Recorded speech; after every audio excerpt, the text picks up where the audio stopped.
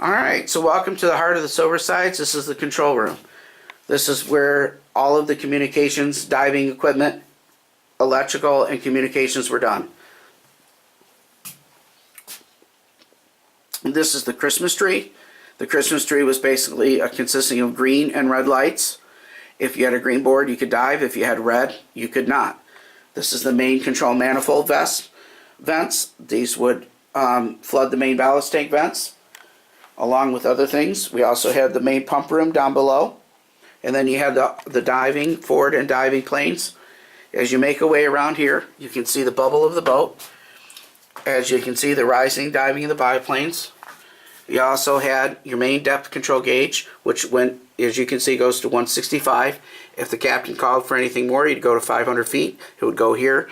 This would stop at 165. The rest would continue to 500. Both planesmen would watch their bubble as ordered, and these also could be controlled at silent running when you're not making any noise. You could also control them manually, but it was like driving a car without powered steering. This is your trim manifold.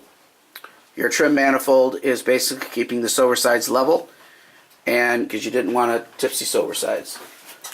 Alright, as you make your way here, these are some communication devices in here, and this is the navigation chart table that had a light as well as charts.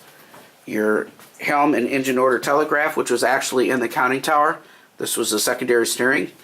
You also had, if you indicated stop, go to 1/3, wait for the white to acknowledge. That was the engine room acknowledging the command.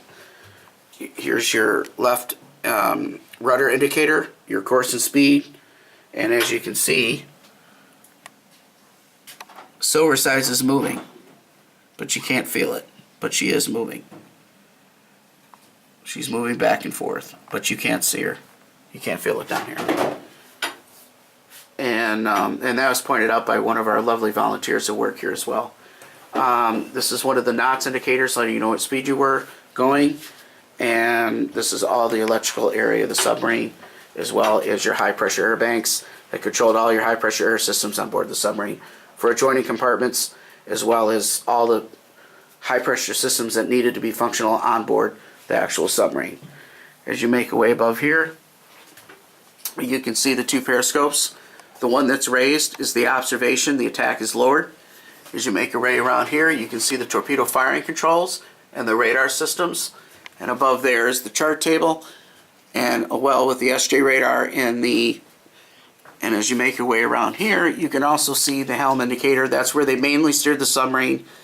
And like I said before, if they did lose all steering, they could use emergency steering in the forward torpedo room and after torpedo room as well.